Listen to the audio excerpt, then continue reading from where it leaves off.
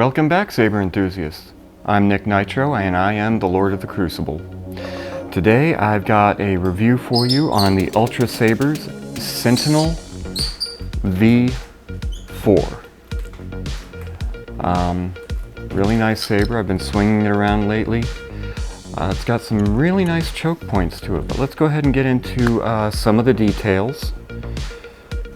Let's start off with the weight, shall we?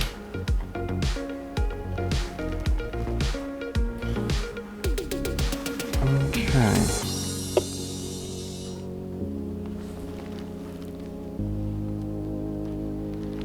Okay, and that looks like it is at 15.2 ounces.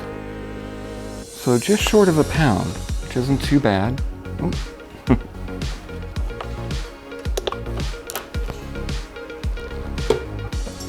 Which is a nice, good weight. It's not too heavy. I'm not dropping it all over the place. It's got a nice texture grip for those of you that like to grab lower, and two choke points here that work out really well.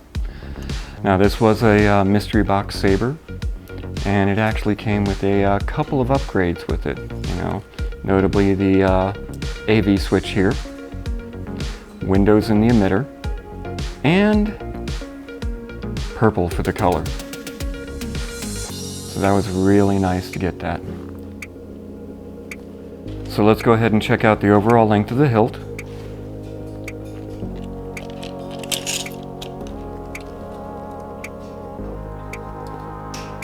Which is just short of 12.5 inches.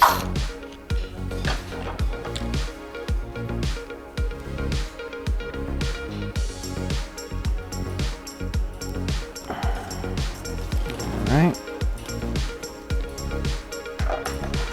And let's find out where that balance point is.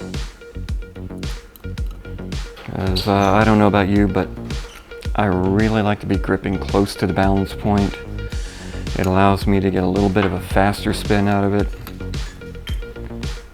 A little bit of a tighter feel. I don't know if that makes any sense to anyone, but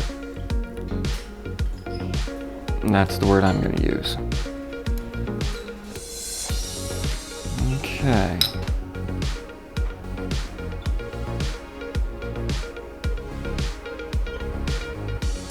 Right about there.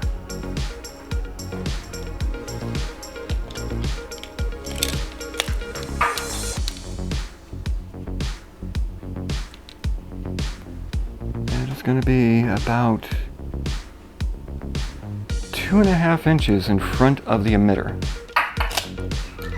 And just so we get a nice shot of the color here, I know the camera may wash it out right here, but if you can see in the TV behind me, you might be able to get a good look at the color there.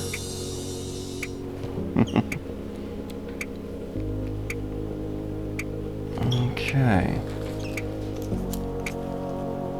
So balance point.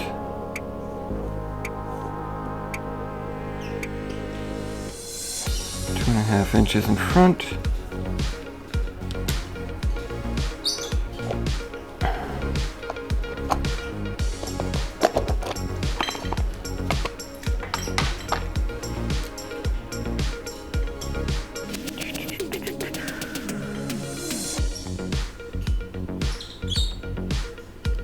Okay. Now, our widest diameter is probably going to be right here by the AV switch.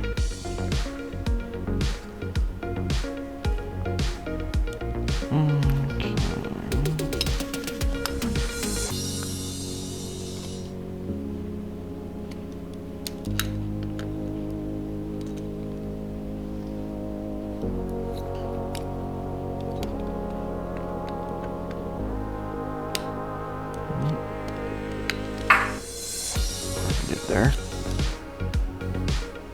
Okay, it looks like the widest diameter is going to be down towards the end here. And that's going to be about 1.8 inches, 1.48 inches in diameter.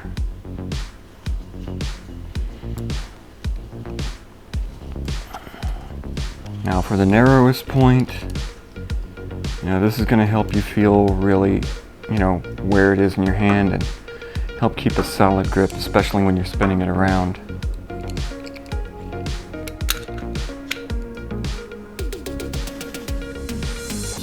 Hold on, let's make certain I'm at 0.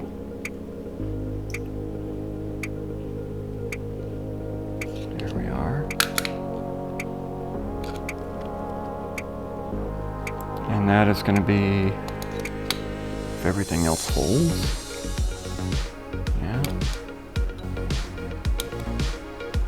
that's going to be about 1.2 inches in diameter. So it's a fairly steep drop off here. I mean, it's enough to be very visible, and you definitely feel it when you're holding it.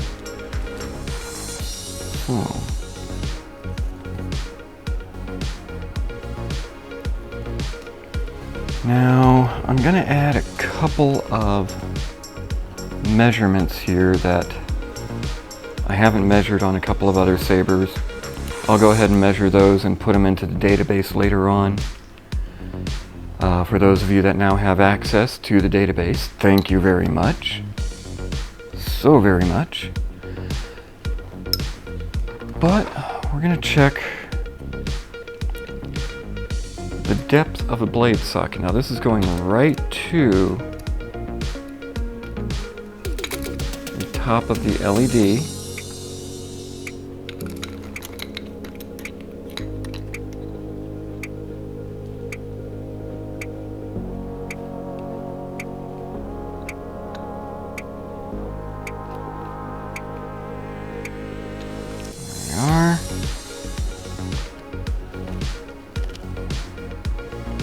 That's a little interesting. It's about 2.6 inches deep. A little deeper than I thought.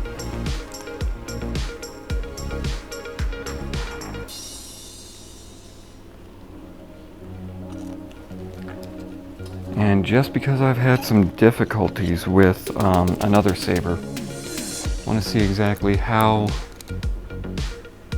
wide the diameter is here. Almost there, Rocky.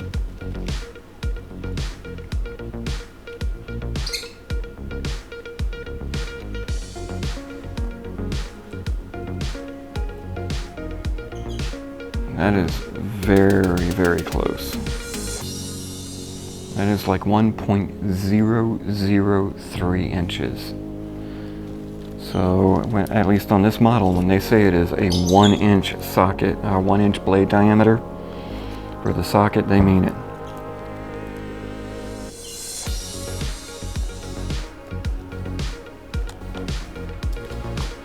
Now, how does that compare with the blade itself?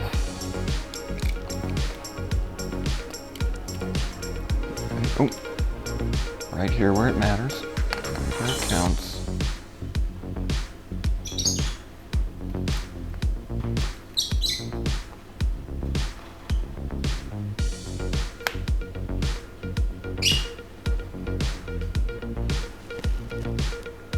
The blade itself is 0.996 inches in diameter, so that is what? That's 7/1000ths of an inch leeway, which allows it to go in and out of the socket really smooth, real easy. You don't have to fight it, and you're not going to damage the blade putting it in. So that's always a good thing.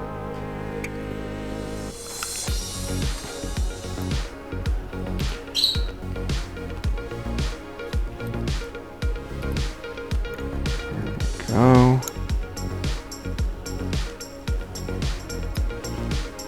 Personally, I do like this one. It's got a nice feel.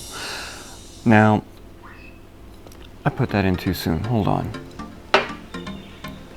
There are a couple of things that I do have concerns about with this one.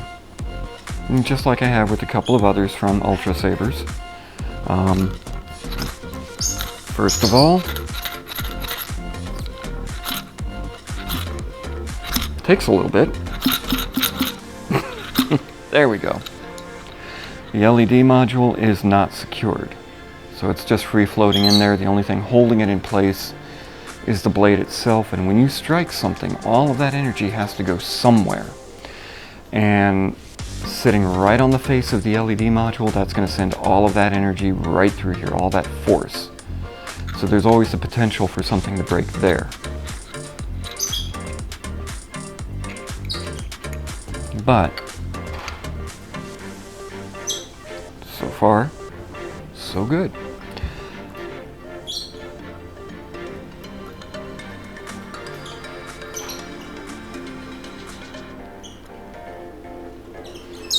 And the other thing is that there is no chassis in here. The battery pack just slips right out. So that means it's just floating around in there. It could take damage. It could slap back and forth. We'll see how it handles the Crucible, and we'll see what kind of damage it takes. Because we are not going to hold back on this one, like I ever do. I mean, come on, seriously. Wouldn't be fair. So there we are. We have the Sentinel V4 with a windowed emitter ready to enter the Crucible. And I really do want to thank everyone who's been subscribing to the channel. If you like the content, go ahead and give it a like. It helps bump us up in the algorithm a little bit. Go ahead and subscribe. It always helps out. And just remember that content like this is possible solely due to the very generous individuals that support me on Patreon. I want to thank you guys so very much. Check out the credits to see who helped support this video. And until next time, I'm Nick Nitro, and I will see, and Rocky, and Penny, and we will see you in the Crucible.